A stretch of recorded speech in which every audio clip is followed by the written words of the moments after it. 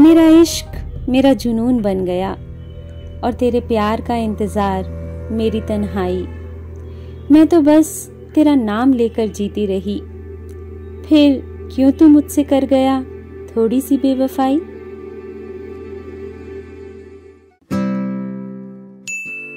हाय, पहचाना? व्हाट्सएप पर एक नए नंबर से मैसेज आया देख मैंने उत्सुकता से प्रोफाइल पिक देखी। एक खूबसूरत चेहरा, हाथों से ढका सा और साथ ही स्टेटस भी शानदार। ज़रूरी तो नहीं हर चाहत का मतलब इश्क हो, कभी कभी अनजान रिश्तों के लिए भी दिल बेचैन हो जाता है। मैंने तुरंत पूछा, हु आर यू? क्या मैं आपको जानता हूँ? जानते नहीं तो जान लीजिए, वैसे भी मैं आपकी ज़िंदगी में हलचल मचाने आई हूँ। यानी आप कहना चाहती हैं कि आप मेरी ज़िंदगी में आ चुकी हैं? ऐसा कब हुआ? मैंने पूछा। अभी इसी पल जब आपने मेरे बारे में पूछा। मैं समझ गया था कि लड़की काफ़ी स्मार्ट है और तेज भी। मैंने चुप रहना ही बेहतर समझा। तभी फिर मैसेज आया, देखकर मैं इग्नोर नहीं कर सका। क्या बात है, हमसे बातें करना आपको अच्छा नहीं लग रहा क्या? यह तो मैंने नहीं कहा, मैंने तुरंत जवाब दिया। तो फिर ठीक है, मैं समझूं कि आपको मुझसे बात करना अच्छा लग रहा है। यही समझ लो, मगर मुझे भी तो पता चले कि आप हैं कौन। इतनी भी क्या जल्दी है, आराम से बताऊंगी। उस लड़की ने स्माइल भेजी तो मेरा दिल हौले से धड़कने लगा। मैं सोच में डूब गया कि यह अजनबी लड़की कौन है। क्या मुझे पहले से जानती है? कहीं कोई कॉलेज की पुरानी दोस्त तो नहीं जो मज़े लेने के लिए मुझे मैसेज भेज रही है? मुश्किल यह थी कि फ़ोटो में चेहरा भी पूरा नज़र नहीं आ रहा था। तभी मेरा मोबाइल बज उठा। कहीं वही तो नहीं? मैंने लपक कर फ़ोन उठाया, लेकिन बीवी का नंबर देखकर मेरा मुंह बन गया और तुरंत मैंने फ़ोन काट दिया। 10 सेकंड भी नहीं गुजरे थे कि फिर से फ़ोन आ गया। झल्लाते हुए मैंने फ़ोन उठाया। यार 10 मिनट बाद बात करना, अभी मैं मीटिंग में हूँ। ऐसी क्या आफत आ गई जो कॉल पे कॉल किए जा रही हो? बीवी यानी साधना हमेशा की तरह चिढ़ गई। यह क्या तरीका है बीवी से बात करने का? अगर पहली कॉल ही उठा लेते तो दूसरी बार कॉल करने की ज़रूरत ही नहीं पड़ती। पर आधे घंटे पहले ही तो फ़ोन किया था ना तुमने, और मैंने बात भी कर ली थी। अब फिर से क्यों डिस्टर्ब कर रही हो? देख रही हूँ कि अब तुम्हें मेरा फ़ोन उठाना भी भारी लग रहा है। एक समय था जब तुम मेरी कॉल के इंतज़ार में खाना पीना भी भूल जाते थे। प्लीज़ साधना, समझा करो, मैं यहाँ काम करने आया हूँ, तुम्हारा लेक्चर सुनने नहीं। उधर से फ़ोन कट चुका था। मैं सिर पकड़कर बैठ गया। कभी कभी रिश्ते भी भार बन जाते हैं, जिन्हें ढोना मजबूरी का सबब बन जाता है, और कुछ नए रिश्ते अजनबी होकर भी अपनों से ज़्यादा प्यारे लगने लगते हैं। जब अपनों की बातें मन को परेशान करने लगती हैं, उस वक्त मरहम की तरह किसी अजनबी का साथ ज़िंदगी में एक नया उत्साह और जीने की नई वजह बन जाता है। ऐसा नहीं है कि मैं अपनी बीवी से प्यार नहीं करता, मगर कई बार रिश्तों में ऐसे मोड़ आ जाते हैं जब ज़रूरत से ज़्यादा दखल अंदाजी बुरी लगने लगती है। प्यार अच्छा है, मगर पॉसेसिव होना नहीं। हद से ज़्यादा पॉसेसिवनेस बंधन लगने लगता है। तब रिश्ते भार बन जाते हैं और मन में खालीपन घर कर जाता है। मेरी ज़िंदगी में भी कुछ ऐसा ही दौर आया था, और इस खालीपन को भरने के लिहाज से उस अनजान लड़की का दखल मुझे भाने लगा था। जिंदगी में एक नया अध्याय जुड़ने लगा था। नई ख्वाहिशों की आंच मन में अजीब सी बेचैनी पैदा कर रही थी। एक बार फिर से जिंदगी के प्रति मेरा रुझान बढ़ने लगा। दिलो दिमाग में बार बार उसी लड़की का ख्याल उमड़ता कि कब उसका मैसेज आए और मेरी धड़कनों को बहकने का मौका मिले। हाय, क्या सोच रहे हो? अचानक फिर से आए उस लड़की के मैसेज ने मेरे होठों पर मुस्कान बिखेर दी। बस तुम्हें ही याद कर रहा था। हाँ, वो तो मैं जानती हूँ। मैं हूँ ही ऐसी बला जो एक बार जिंदगी में आ जाए तो फिर दिल से नहीं जाती। मैं ये सुनकर हंस पड़ा था। कितनी सहज और मजेदार बातें करती है ये लड़की। मैंने फिर पूछा, इस बला का कोई नाम तो होगा? हाँ, मेरा नाम कल्पना है।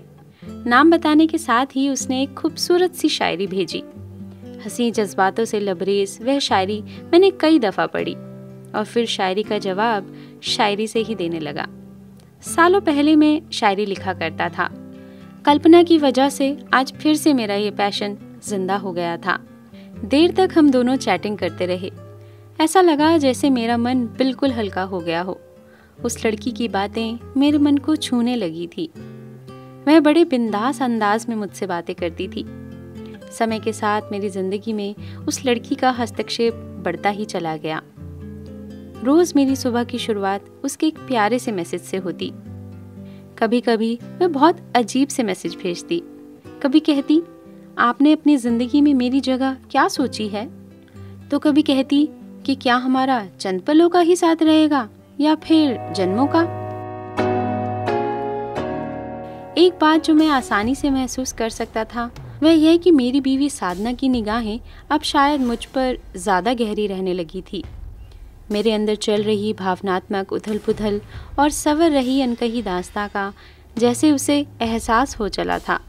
यहाँ तक कि यदा कदा वह मेरे मोबाइल को चेक भी करने लगी थी। देर से आता तो सवाल करती।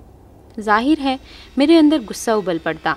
एक दिन मैंने झल्ला कर कहा, मैंने तो कभी तुम्हारे एक एक मिनट का हिसाब नहीं रखा कि कहाँ जाती हो, किससे मिलती हो। तो पता रखो ना अतुल, मैं यही तो चाहती हूँ। वह भड़क कर बोल पड़ी थी। पर यह सिर्फ पॉजिटिवनेस है और कुछ नहीं। प्यार में पॉजिटिवनेस ही ज़रूरी है अतुल। तभी तो पता चलता है ना कि कोई आपसे कितना प्यार करता है और बढ़ता हुआ नहीं देख सकता। यह तो सिर्फ बेवकूफ़ी है। मैं इसे सही नहीं मानता साधना। देख लेना, यदि तुमने अपना रवैया नहीं बदला तो एक दिन मुझे खो बैठोगी। मैंने तो कह दिया, मगर बाद में स्वयं अफसोस हुआ। पूरे दिन साधना भी रोती रही और मैं लैपटॉप लेकर परेशान चुपचाप बैठा रहा। उस दिन के बाद मैंने कभी भी साधना से इस संदर्भ में कोई बात नहीं की, ना ही साधना ने कुछ कहा। मगर उसकी शक करने की और मुझ पर नज़र रखने की आदत बरकरार रही। उधर मेरी जिंदगी में एक नए प्यार की बगिया बखूबी खिलने लगी थी। कल्पना मैसेज और शायरी के साथ साथ अब रोमांटिक वीडियोस और चटपटे जोक्स भी शेयर करने लगी थी। कभी कभी मुझे कोफ्त होती कि मैं इन्हें देखते वक्त इतना घबराया हुआ सा क्यों रहता हूँ, निश्चिंत होकर इनका आनंद क्यों नहीं उठा पाता। जाहिर है चोरी छिपे कुछ भी किया जाए तो मन में घबराहट तो होती ही है ना, और वही मेरे साथ भी होता था। आखिर कहीं ना कहीं मैं अपनी बीवी से धोखा ही तो कर रहा था। इस बात का अपराध बोध तो मुझे था ही। एक दिन कल्पना ने मुझे एक रोमांटिक सा वीडियो शेयर किया और तभी साधना भी बड़े गौर से मुझे देखती हुई वहां से गुजरी। मैं चुपके से अपना टैबलेट लेकर बाहर बालकनी में आ गया। वीडियो डाउनलोड कर इधर उधर देखने लगा कि कोई मुझे देख तो नहीं रहा। जब निश्चिंत हो गया कि साधना आसपास नहीं है तो वीडियो का आनंद लेने लगा। उस वक्त मुझे अंदर से एक अजीब सा रोमांटिक एहसास हुआ। उस अजनबी लड़की की बाहों में भरने की तमन्ना भी हुई, मगर तुरंत स्वयं को संयमित करता हुआ अंदर आ गया। साधना की अनुभवी निगाहें मुझ पर टिकी थीं। निगाहें चुराता हुआ मैं लैपटॉप खोलकर बैठ गया। मुझे स्वयं पर आश्चर्य हो रहा था कि ऐसा कैसे हो गया। एक समय था जब साधना मेरी जिंदगी थी और आज किसी और के आकर्षण ने मुझे इस कदर अपनी गिरफ्त में ले लिया था। उधर समय के साथ कल्पना की हिमाकतें भी बढ़ने लगी थी। मैं भी बहता जा रहा था। एक अजीब सा जुनून था जिंदगी में। वैसे कभी कभी मुझे ऐसा लगता जैसे यह बिल्कुल सही नहीं। इधर साधना को धोखा देने का अपराध बोध, तो दूसरी तरफ अनजान लड़की का बढ़ता आकर्षण। मैं ना चाहते हुए भी स्वयं को रोक नहीं पा रहा था। और फिर एक दिन उसके एक मैसेज ने मुझे और भी ज्यादा बेचैन कर दिया।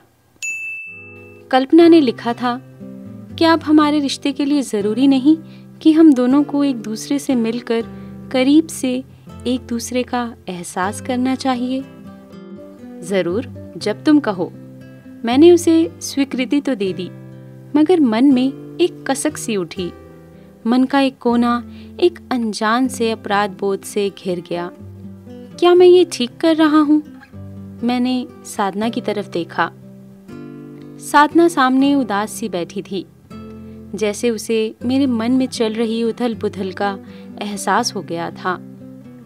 अचानक वह पास आकर बोली, माँ को देखे महीने गुजर गए हैं, ज़रा मेरा रिजर्वेशन करवा देना, इस बार मैं 1-2 महीने रह कर आऊँगी।